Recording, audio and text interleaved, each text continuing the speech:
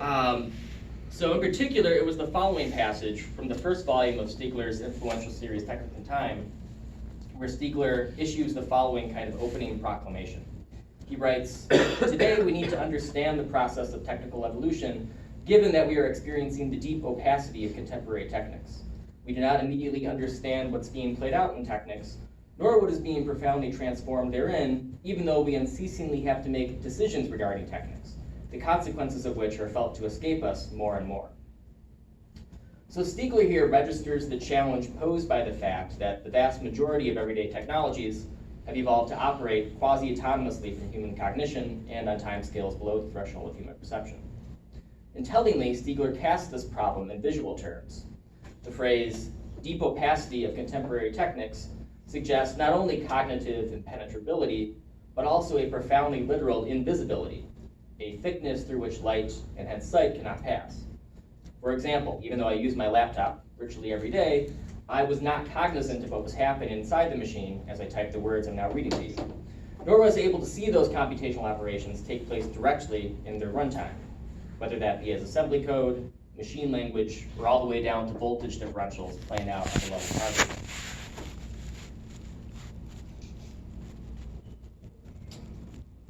Now, media theory has several names for this deep opacity of contemporary techniques, corresponding to several different but related phenomena.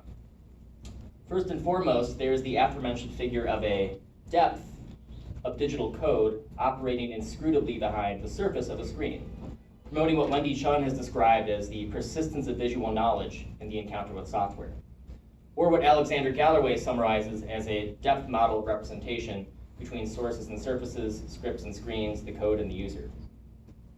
There's also the black boxing of consumer electronics devices, such that the processing of inputs into outputs happens invisibly. And finally, and more recently, there are the invisibly embedded networks of so-called atmospheric media, ubiquitous computing, predictive analytics, and the like, thanks to which, as Yuriko Furuhata puts it, media has become our atmosphere, seamlessly blending into our surroundings like the air we breathe. Now, coming from a sound studies background, and equipped with Goodman's theory of the ensonic, one of the main motivations behind my dissertation is to point out that Stiegler's formulation, deep opacity, is symptomatic of a broader visualist bias underpinning all of the aforementioned figures, a subtle but general conflation of imperceptibility and invisibility in the ways we talk about the evolution of techniques beyond the human senses. In this respect, the dissertation goes beyond sound studies and enters into conversation with fields such as software studies and media archaeology, fields expressly and productively devoted to countering what Nick Montfort calls screen essentialism. Fields whose vocation, in other words, is to give long overdue attention to the material infrastructures that are at work behind and between our screens rather than simply on them. And without at all intending to disparage any of the individual works of scholarship in these fields, I see myself as part of these fields and as adding to and building upon their insights, not polemically tearing them down. I merely want to point out that collectively, software studies and media archaeology currently run the risk of heading toward a kind of inverted ocular centrism, whereby collectively the invisible becomes our a priori stand-in for imperceptibility beyond the screen in general. Accordingly, my goal of the dissertation is, through the framework of the ensonic, to rethink Stiegler's deep opacity, taken as a productive response to screen essentialism, and to extend it and transform it from an explicitly sound-oriented perspective. In short, that is to ask, what could be meant by a deep inaudibility or unsonic depth of contemporary techniques? Now, in each of the chapters in the dissertation, which I've kind of listed here, I focus on a particular case study or a particular aesthetic object that, number one, pursues the mediation of unsonic techniques for aesthetic purposes, and number two, in doing so, illustrates what a deep inaudibility of contemporary techniques might entail.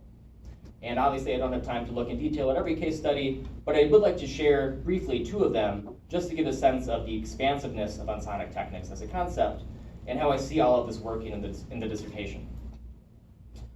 So in the first chapter, I examine the artwork Telefunken by Carsten Nicolai, a German media artist and electronic musician.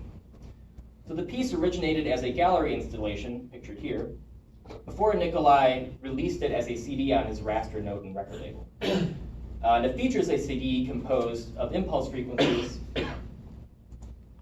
TV, and test signals that Nicolai designed to be viewable as abstract moving linear patterns when fed as an audio signal directly into the video input on a typical analog television. And in the home listening version, the CD's packaging even comes with instructions about how to do this.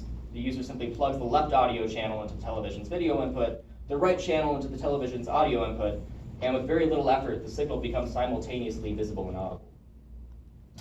And indeed, at first, the resulting audio-visual correlations appear to be fixed and determinate. The sense, at least initially, is of an extremely tight synchronization between sound and image. Eventually, however, the more time one spends with the piece, and it's easy to kind of get lost in it and spend a lot of time with it because it's very hypnotic, the more likely one is to notice little indeterminacies. A horizontal flickering pattern here, what looks like a rotating barber's pole turned on its side, a wave of grainy visual noise there, visual events that recur seemingly at random from viewing to viewing, and whose pattern motions correlate neither with the rhythm of the sound signal, nor, at least in any perceptible way, with its amplitude or frequency. And so gradually it appears that, in fact, this media interaction has a depth beyond what is heard, that what is seen is underdetermined by what is, strictly speaking, heard in any meaningful, audible sense. And in this manner, Nicolai's piece evokes an unsonic depth, or a deep inaudibility, irreducible to either sound or vision. So now what's going on here? What does Telefunken teach us, media archaeologically, about this medium from our recent past, the analog television? And without getting bogged down by too much technical detail, the electron beam inside a standard analog television displays a visually continuous image by moving back and forth at a rate of roughly 16,000 times per second, or a frequency of 16,000 hertz. Now this frequency is near the upper ultrasonic limit of human hearing. As Goodman would say, remember, it's around the fuzzy periphery of auditory perception. And so while a few television viewers, mostly younger ones with healthier ears, are able to hear the scan, reporting that it emits a barely audible, high-pitched tone, the vast majority of people are unable to hear it. So the scan exists materially as sound, but not in a way that most people can hear. And it is, in this respect, unsonic. Telefunken lays bare this normally hidden unsonic technicity. It does this by feeding the television a relatively sparse digital audio signal, a signal whose infrastructure contains little to no displayable image content, instead of the meatier, more robust video signal the machine usually displays. This, in combination with the fact that there are no NTSC or PAL standard synchronization pulses within the audio signal, like there are on a normal television or video signal, allows the normally tight synchronization between signal and beam to give way to a cruder, looser sideways resonance. And the result is something more like a cymatics experiment, such as the kind pictured here. That is, we encounter the beam's 16,000 hertz scan no longer as a discrete composite image representing some other content, say a song for our fourth broadcast, but rather as one of several vibratory presences sharing the same electroluminescent materiality, all of them oscillating at different frequencies, some from the CD, some from the television, some audible and some not, which together produce interference patterns, just as frequencies, both sonic and unsonic, when amplified, as in cymatic art, are able to do so in water, salt, or sand.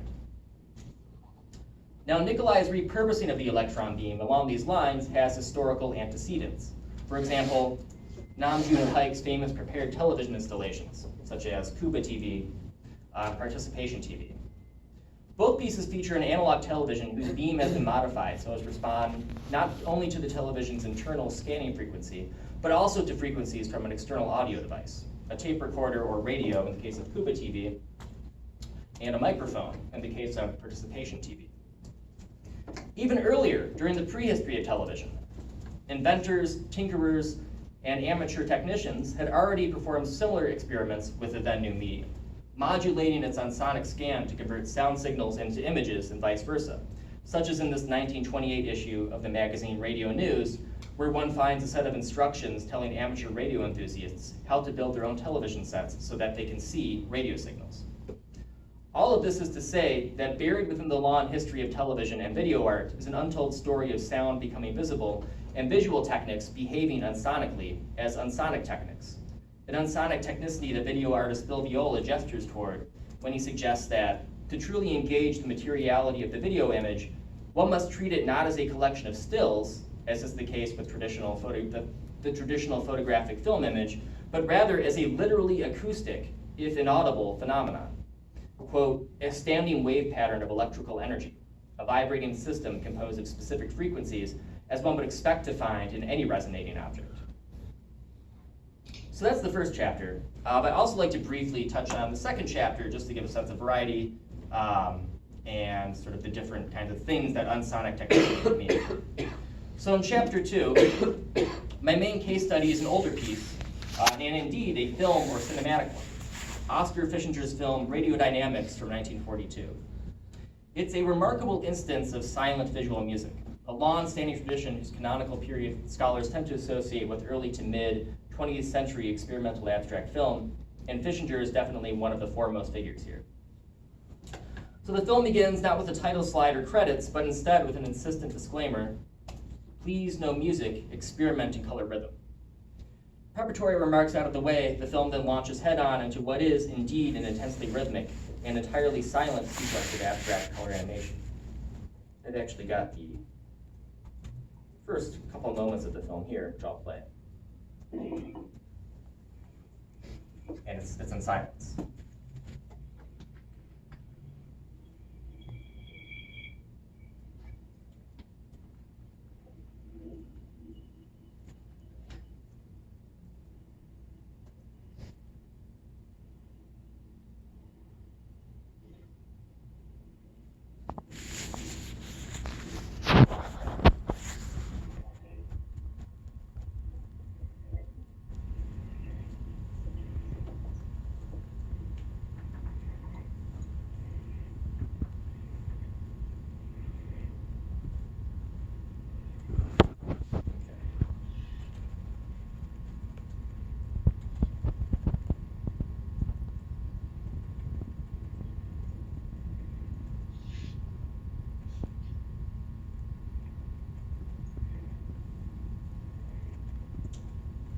So this opening sequence is indeed intensely rhythmic, so much that my body cannot help but feel solicited to interact with it rhythmically in turn.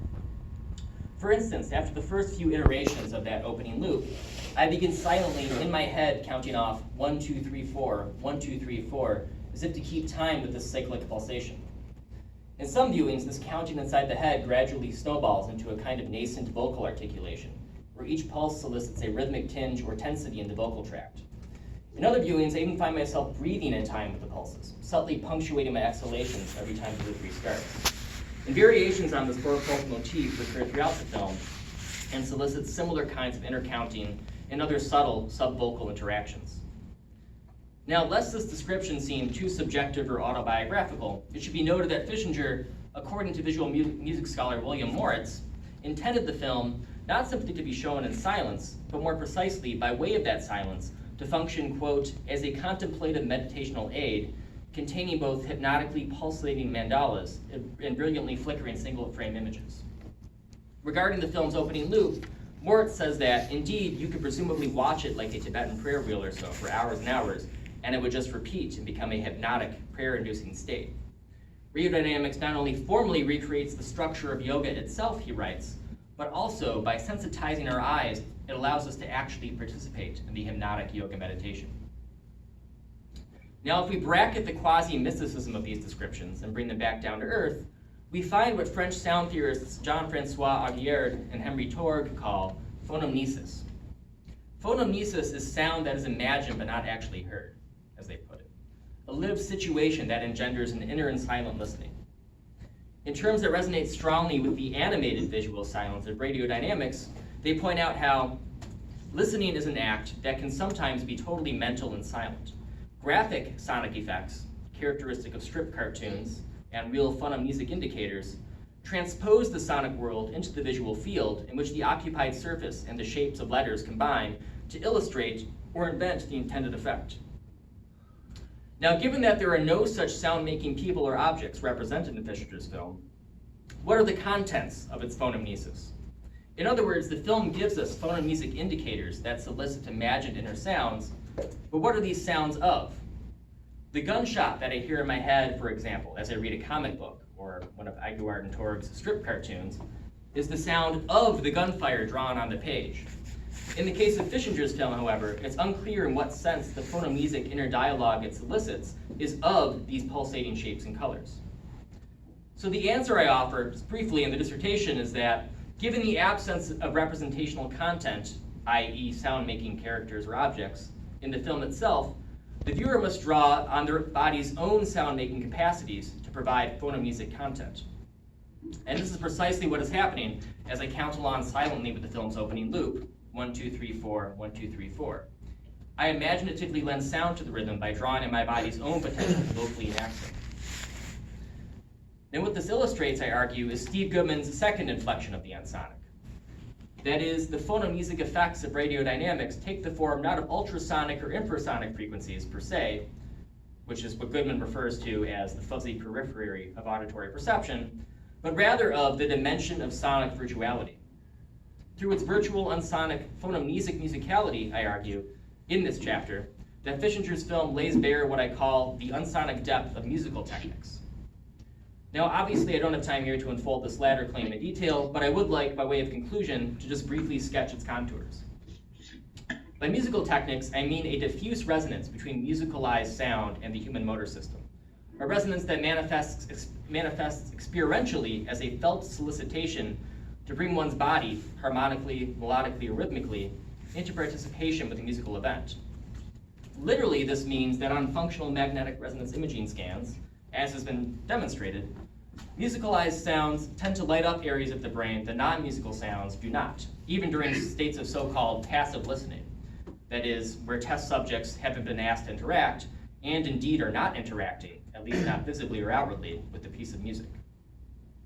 And I delve into a lot of this contemporary musicological and cognitive scientific research in the chapter, but the endpoint claim there, at least a really oversimplified version of it, is that all music does this on some level, through musical techniques, and by doing it in silence, through a film image track, through color rhythm, as Fishinger puts it, radiodynamics lays bare this technical infrastructure of musical perception, manifesting it in a state of discorrelation from sound or hearing per se.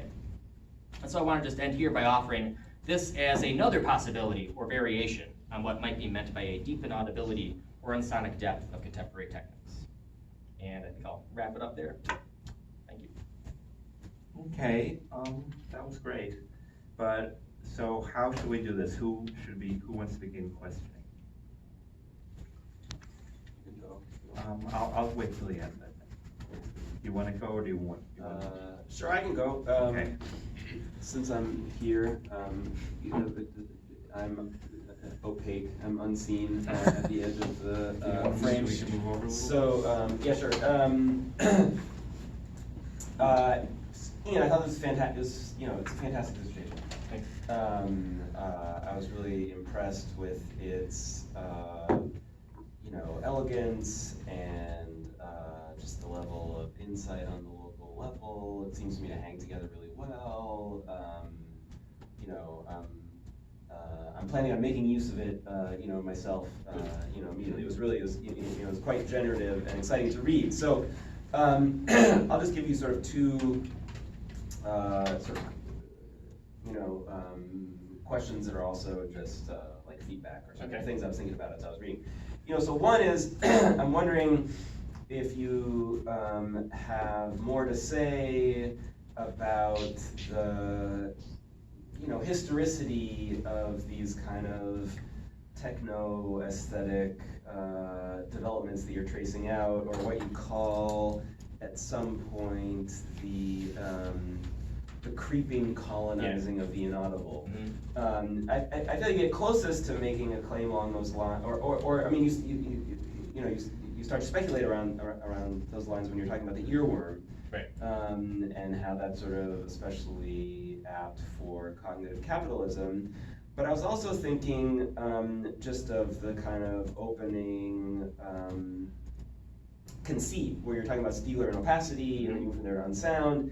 And I'm wondering the degree to which that reproduces a fundamental sort of obfuscation or something that escapes from senses that is, essential to capital or something, at least in its like colonial and imperial and now sort of global phases. And you probably know this work, but Jameson, makes the case that modernism, in some ways, the innovations of modernism were about responding to the degree to which everyday life in the metropole was constituted by insensible forces, right? So people Right. bring you this tea and the wood that's the furniture, Victorian furniture is made out of, and the gold that establishes the standard of value, right? All of these things are happening in the colonies, and so Jameson's like, okay, so modernism, one way to think about modernism in the metropole is that it's trying to somehow bring in this, that which can't be represented, that which can't be sensed in everyday life, and somehow distort form in a way that you can at least sense those things as symptoms or as effects. And anyway, that really, his argument about modernism really reminded me of the argument that you're making here. You know, he links it up to this sort of historical or economic sort of context or frame, and so it seems like you've done this work in a sort of establishing this sort of formal paradigm that then might allow you to make broader claims about an economic context. So that's one. Let me just say the other one, and then I'll be quiet. The other thing, and this is a shorter question, but you know, the stuff you were just talking about. Radio dynamics, but also more broadly the way that you talk about rhythm and melody, stuff about affect sort of creeps in ways that remind me of what I know as an earlier interest of yours, which is Daniel Stern on amodal communication. And to a certain extent, the way you're talking about the inaudible at different moments reminds me of the way that Stern talks about the amodal. Right, that which doesn't belong to a given sense, and he singles out, as you know, rhythm and intensity precisely as these things that allow communication between senses. And so I'm wondering, to the extent to which you're sort of thinking about, well, why the Stern disappeared, or to the extent that it's in the background, or what are your sort of thoughts about, you know, I mean, he's interested in something else, and he's a psychologist, and you know, it's sort of different. But I thought that there are interesting, unexplored resonances between those two bodies of thought, too. So I'd just be curious to hear you reflect on that. Yeah. Well, I mean, so in response to the first observation, which is the colonization of the inaudible, is something that I wanted to put in this presentation, but I just wanted to keep it within a reasonable time frame. So I emphasize more like the aesthetic stakes of the claims. But that aspect of the dissertation where I treat these works sort of as windows almost onto the sort of changing material media ecology in which capitalism exerts lots of control over, right? Yeah. And that's something that, you know, when I try to develop it into a book, that I'm probably going to expand that more. And that also crept into the dissertation sort of a later point too, so I feel like there's more research I want to do to it. Yeah. But it sort of went down that path.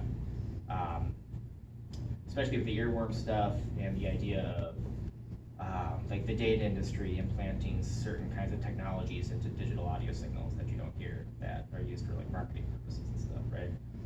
All of these were sort of later developments that I do, like I'm glad you're pointing to, because I do want to extend on it as I make it book length.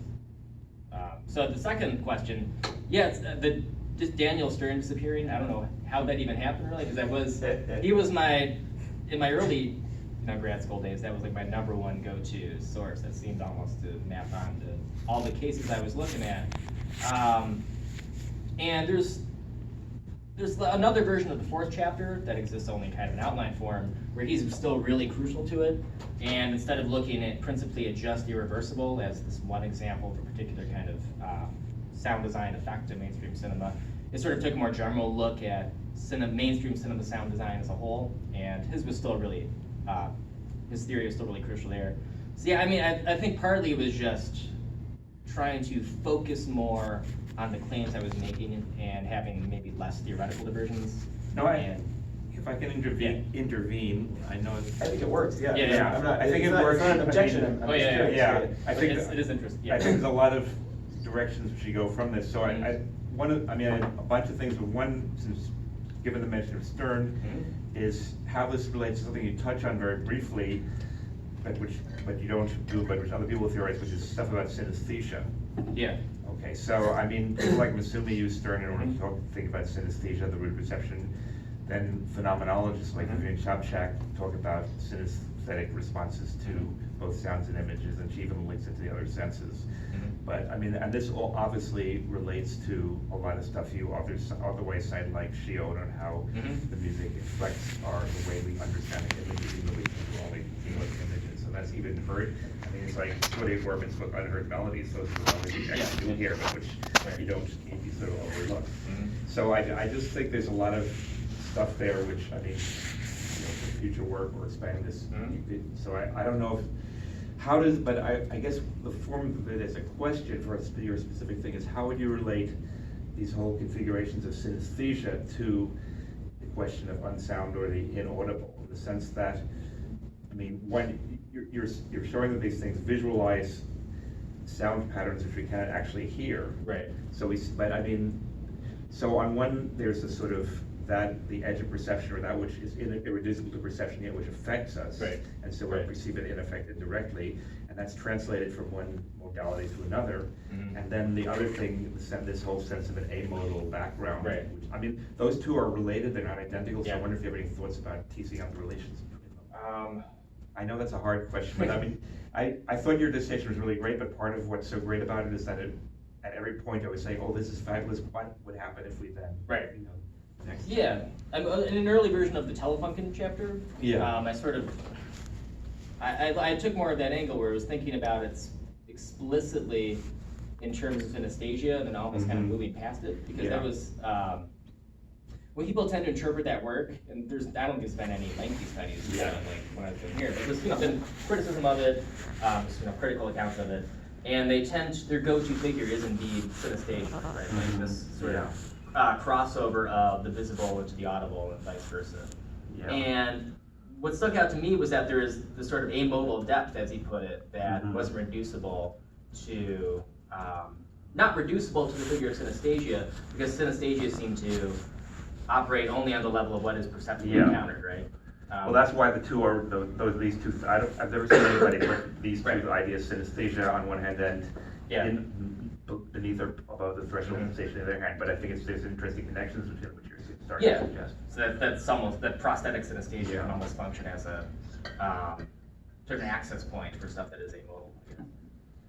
Okay, another question, I said I would come last, but just what Jonathan asked, is, again, part of what I think of, and again, this is a configuration which you referred to and suggested, which could probably push further, is, again, the sense of, well, I mean, this relates to the sense of manipulation by means of, and that goes back to like fears about subliminal messages and advertising in the 1950s and stuff like that, which though it's probably, we're probably more capable of doing it, it's probably more happening now than it did in, back then. But, how do I say this? I'm sorry, I'm losing grasp of what I thought was clear, but it has something to do with how, well, the idea being that what's impinging on us in a certain sense is perceived, even if it's not perceived by the senses. Right.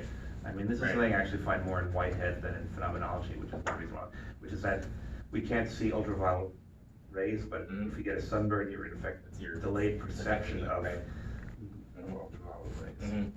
So I mean, that seems to, again, to relate a lot to, I mean, Goodman talks about, ultra low bass frequencies which vibrate your body even if you can't actually hear them.